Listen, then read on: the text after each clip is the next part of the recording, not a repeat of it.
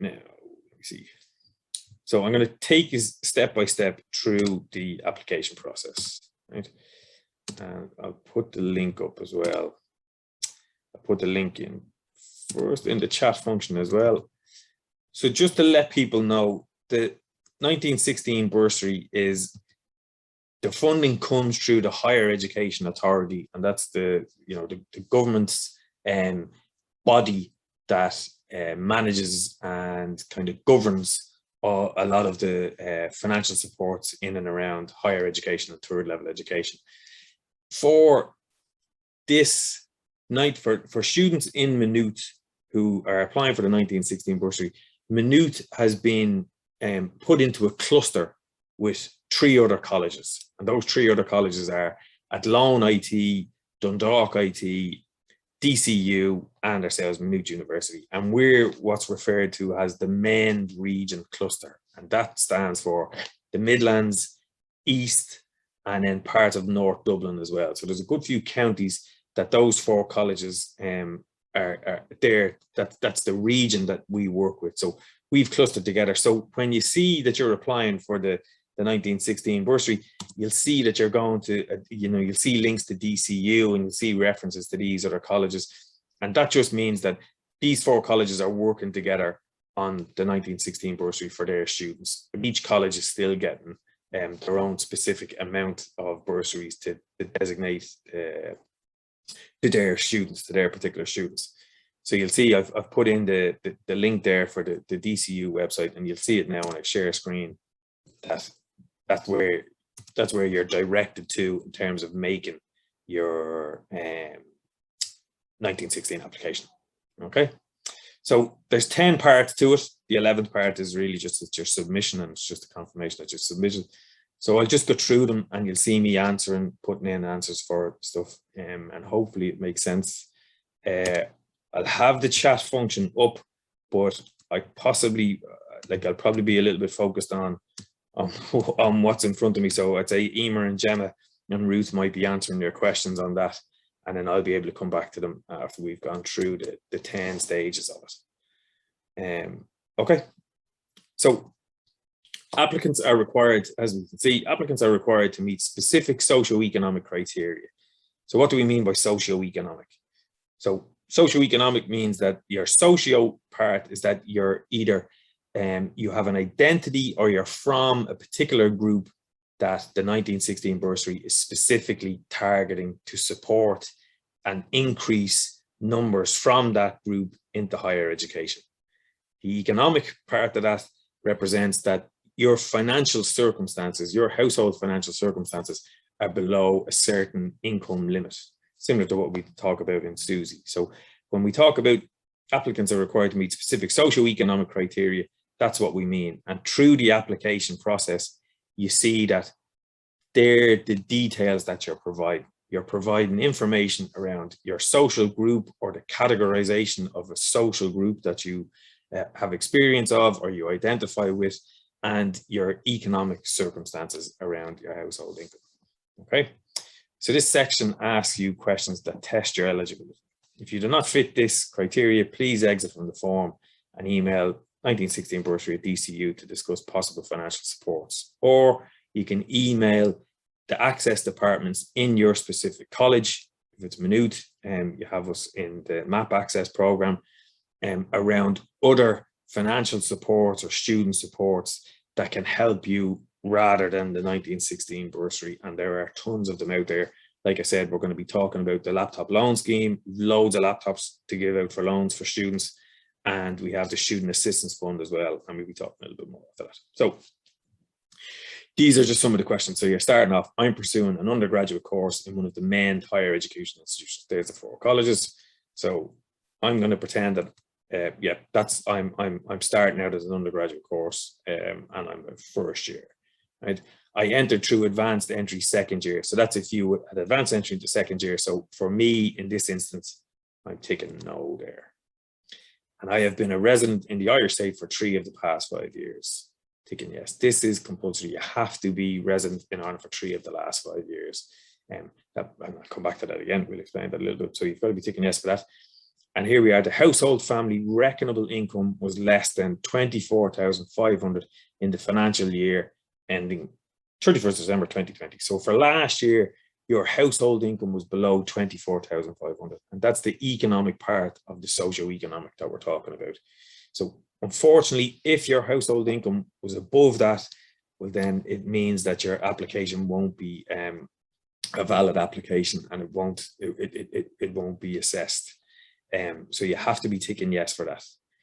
And then following on from that, to be considered for the 1916 bursary fund, applicants must be from at least 2 of the following target groups. Okay, now there's a little bit of a typo in there that we're working on, right? So it really reflects the 2 target groups reflects being from one of this list of target groups. Whether you're a student with a disability, you live in an area of socioeconomic that's designated socioeconomic disadvantage, you're an Irish traveller, you might be a lone parent and receive the payments. So if you're one of these categories and your household income is below 24,500, that's the 2 target groups that we're looking for. So you've your socio factor, in that you're a representative of one of these groups. You share that experience, or you share that identity, or you have the household income that's below 24,500, and then you're ticking that box there to say I meet at least one of the above from that that grouping, and you're under the income limit. So you just confirm that they're the 2 main factors, that you're from one of the target groups and your income is below that amount. Okay, so you're always ticking at the end of each page. You're ticking to make sure you're not a robot. So just in case you do change to being a robot as you're going through it, always tick that you're not a robot on the application form. So I'm just going to go back to the documents, the supporting documents, while we had that conversation around the socio-economic. So when you're applying the support and documentation, the information on the support and documentation, again, it's the socio-economic is what the documents that you have to provide. So in relation to your income, the economic part of it, you have to provide details around your income. If you are receiving SUSI, if you've been awarded SUSI for this year, well, then you don't have to provide documents relating to your income.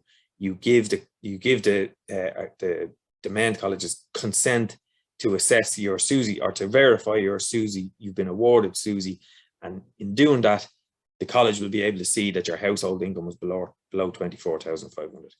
If, however, if you're not in receipt of SUSI this year, you will have to have a look at this option B and take a look at all of these various aspects around your income from PAYE, if you're self-employed, income from the Department of Social Protection, income from VTOS, and these are the documents that you need to gather and submit as well. In relation to the social group, in terms of the documents that you require, so these are the categories that we've just kind of seen on the application form. Disability groups, member of ethnic minority, Irish traveller, lone parent on a DSP payment. So if you've confirmed that you're from one or more of those groups, the more of those groups that you're from, that we definitely want you to notify that. I'll show you how you do that in a sec. But just make sure you're checking with this documentation that, right, I've ticked that category of individual, of group, what documents am I needed to provide? And you'll see that some groups require documents, some groups don't. So it's just important to align your application with the documents that you might need that have to be provided when you are submitting your application. Okay, I'm going to go back to the application form now and move through the next part. So page 2. This is the data protection details. Again, I'm not going to go through this in massive detail, but this is really, really important. As you can see, it's one of our clusters is the Midlands, East and North Dublin, the MEND cluster, and it represents these 4 colleges. And by completing this application form, you'll be submitting your personal data to the MEND cluster. It's just very important to have a read of this, just so you know what's happening with your data.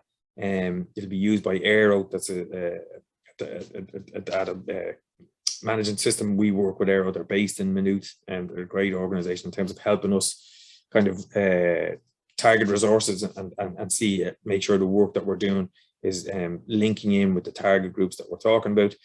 So it tells you why we need your data, it tells you the data protection rules, and how your personal information will be used. Again, the personal information on this will only be used for the 1916 bursary unless you provide consent for the access departments to link in with you as well. And we recommend that it's you know, providing that consent so that we can contact the students who are in need of additional supports, and we can let you know about what other supports are available for you on the college campus. And so who to contact. If you have any other questions, you'll see there's information there on the data protection services in each of the 4 colleges. Okay, and there's the consent declaration.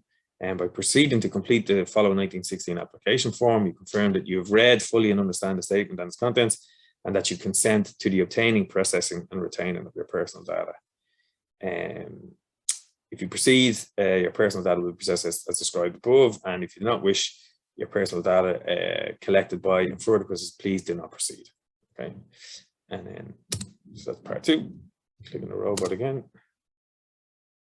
and on to part 3. So this is where we start to get a little bit more into the detail of who the bursary is for. So to compete for the bursary, family reckoning income, again, has to be below 24,500. Applicants must provide evidence such as demonstrating if you haven't received SUSI. So applicant is eligible for special rate stuff. So that's for your SUSI grant.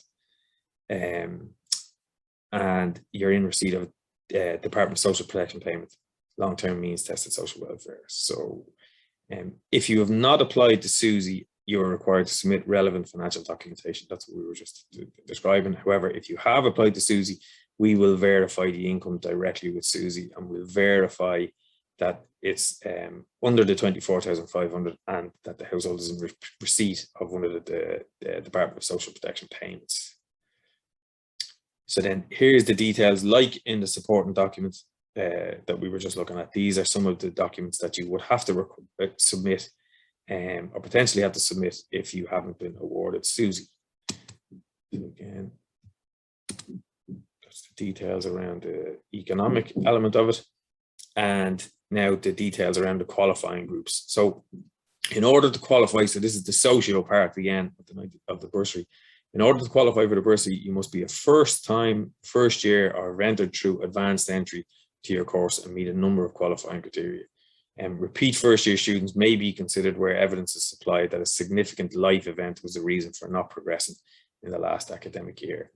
So this is the important piece. So please select all criteria. Please select all the groups that apply to you. So for example, so I'm going to pretend I'm a first-time mature student this year.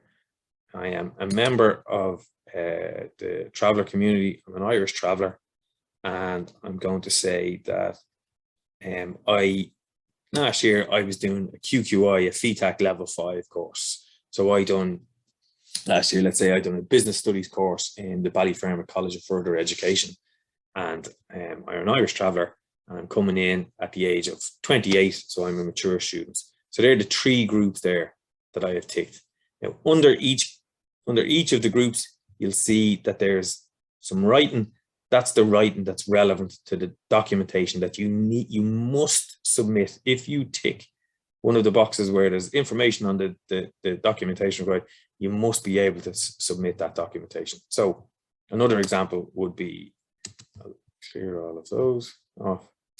So say, for example, I decided that I am a lone parent in receipt of the DSP payment. I have a disability, and I am a member of an ethnic minority. So in this circumstances, I'd have to, you really have to understand what the requirements are for each of those groups and what documents are required, and you have to submit those documents with your application.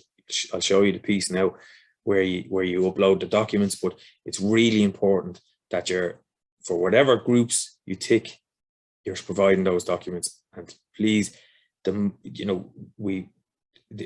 the 1916 bursary is around supporting people with this, what we refer to as intersectional levels of experience in relation to educational disadvantage. So if you come from a number of these groups, well, it means that your access to education, your engagement with education may have been impacted by being a member or identifying with any of these groups. And as a result, the funding is there to support members of these groups access higher education.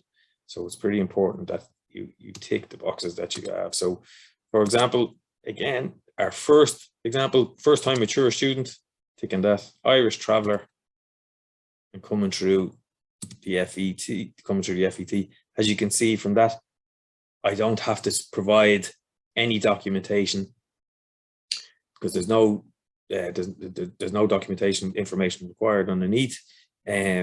However, there are other ways that the college will confirm and be able to validate those statements that I'm making there. So just to show you the other categories: lone parent, person with a disability, member of an ethnic minority, program or convention refugee, details again under there. I was in the care of the state. I am or was recently homeless. I am a repeat first year student. I am from a socio-economic group underrepresented in higher education. I attend a DESH school. So the DESH school is the schools that are designated disadvantaged. So you'd find out from your school, your secondary school, what their DESH status was. Or I'm the first in my family to attend higher education. So like we say, tick as many of the boxes that apply to you in relation to the 1916 bursary. That's what we're aiming to do. And again, so that's the real detail of it in terms of, there's a bit of work there for the applicant in those first 4 sections of the application, really understanding the categories that you fit in to, and really understanding the documentation that's required to validate those categories, and then also just understanding the consent pieces around your data and what you're providing your data for. And then from here, it's just details around yourself. Personally, I'll make myself a little bit younger.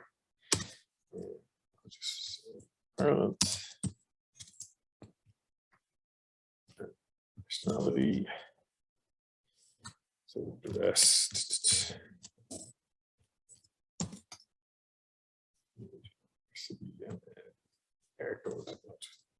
I think you can just your CAO number as well. So this is where there are some details that you're probably going to have to look back into your emails or other correspondence. So we'll need your CAO number. I'm just going to put in 4 random numbers in there. You will need a valid email address as well, and we recommend using your student email address for this, but making sure you're constantly checking your emails, especially over this period of time, just with lectures. There's a lot of emails coming to new students at the moment, so it's good to just take the time to kind of go through your emails properly and make sure you're not missing any information coming from your college or any other supports that you're applying for. I know in Minute we've been sending out some emails to all of the first years around the laptop loan, around the 1916 bursary, and around the student assistance fund. So it's good to keep an eye on them and be aware of them. And then all the numbers, and then PPS numbers. And also.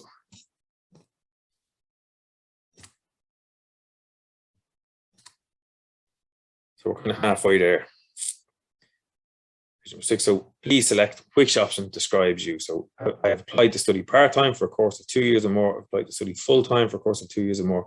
I am repeating first year. And again, there's details in there around if you're repeating first year. So I take that I'm applying for a full-time undergraduate. And this is just a short page here. It's only the one question in it.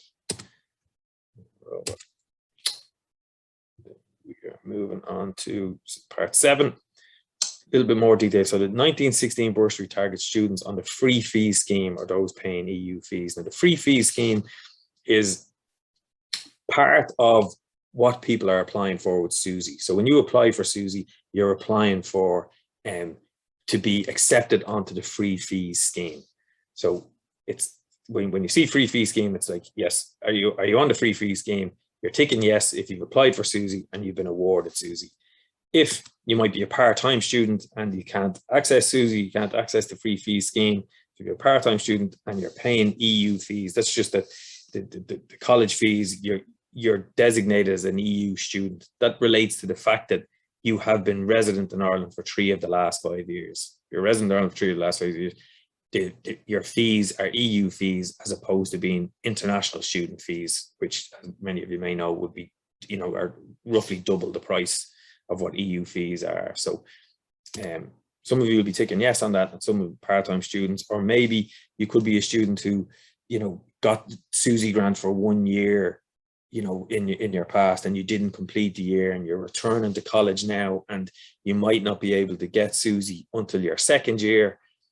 You can still legitimately apply for the bursary for this year, but you might be having to pay EU fees for this 1st year until you get the SUSI grant next year. So there's a few different variations on why a person might be paying EU fees for the 1st year of their course. So it's just be conscious of that just because you're paying EU fees for 1st year doesn't mean that you're not eligible. And then you have to be resident in Ireland for 3 of the last 5 years.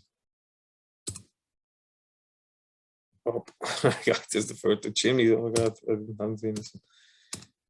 They're making sure I'm not a robot. Very good. That'll get on great in the recording. Oh, next page, nearly there. So part 8 then, so please select your entry route. Are you a mature student? Did you come direct entry from Leaving Cert, CAO? Did you come from a FETAC, QQI, level 5, level 6 program? Did you come from a foundation access course? So whichever one applies to you. Have you applied for the HEAR or DARE scheme? So the HEAR scheme is the higher education access route, and the DARE scheme is the disability access route to education. So you might have applied for either of these or both of these schemes, or neither of these schemes, and the access program in DCU is up there as well. So you just to be aware, you have to tick one of these boxes or it'll make you come back up to it. So a lot of students might be neither of these schemes, but many as well probably be HEAR, DARE, or both, or the crew from access and DCU. Oh, here we go again. Selected mountains are held. It'd be funny if I got one of them wrong. And section 9, so we're nearly there. Again, this is just a reiteration around the financial criteria. So applicants must meet the financial criteria, that is the household family reckonable income is less than 24,000.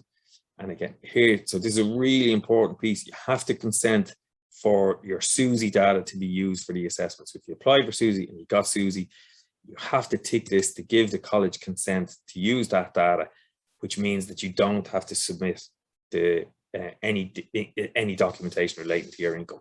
Again, that's if you got SUSI. And you're providing your PPS number here with that, and then your SUSI registration number there as well. So many of you know that's quite a long number. Each year to get so you just have to dig back into your emails from SUSI to find that one. And purchase this stuff. Okay. And so we're on to page 10 here now, and there's a lot of detail in this page. So you must read each of the following statements and tick each one to show you've read and understand each statement. Okay, so there's a full list of these. Okay, so each one must be ticked, so you're understanding the information supplied is complete and accurate. This is the kind of declaration statement. Yep, I agree to my financial details for documents may be reviewed. I understand that some of my data will be shared across the main institution. So that's if you're applying from Maynooth University, your data is going to DCU. So it's just that, you're confirming you understand that.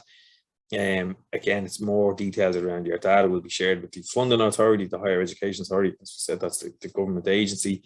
I give the permission, you're given permission to use the information already provided as part of their access applications. So it's worth having a look. You have to tick each one to confirm. And so it's worth just going through them. And there's one more here. Please select one option in these two. So in the event that I am unsuccessful, I consent to a staff member contacting me to outline other supports available to me. We'd really recommend that people take that, give that consent there. So it means that people like myself, Gemma, Emer, Ruth, and our colleagues in the other 4 colleges. So if you aren't awarded the 1916 bursary, we'll get your contact details, and we'll be able to get in touch with you directly around, look, these are the other types of financial and excellent student supports that are available on your campus that can offset the fact that maybe you aren't one of the people who got the 1916 bursary. And again, if you don't consent, that's fine, and you can find us in your access office in whichever college you're in. So you'll be taking consent to them, and here it's just a little small panel, but this is the space where you have to upload any of the supporting any and all of the supporting documents that you may be required to attach. So again, there's a maximum of 10 files. There's a limit as well on the size of them. So it might be, there's a little bit of work to be done there if you have to get documents, and then you're choosing documents that you could have saved on your phone. So you could have them saved on your computer, and then you're just attaching them across, and then being able to kind of log them. So they're in, so that your support and documentation is attached and included with your application form. And that's really the key piece. It's not about submitting the application and then pressing submit and then coming back the next day and getting all of the documents and then going through it and just going to the choose files and uploading and trying to send them that way, or emailing documents to the access department that in Minute or in DCU. It's essential that people fill the application form out and then attach the files that they are required to with their application. So once you've done that, you're thinking, I'm not a robot, and then you're submitting as well. And I won't do that for now, but once you press submit, it's just a confirmation then as page 11. And you can, before you submit, you can review your document, and it just shows you the answers that you've given, and you can just confirm, just for yourself if you need to, that all your details are correct in there before you submit. And that's the application form. It takes a bit of work, and definitely making sure you've assessed, you've read through the supporting documents, what categories of what group category you're going to be ticking, and whether or not the supporting documentation required with that group. So that is kind of the piece. I'll stop the recording there now. Thank you very much.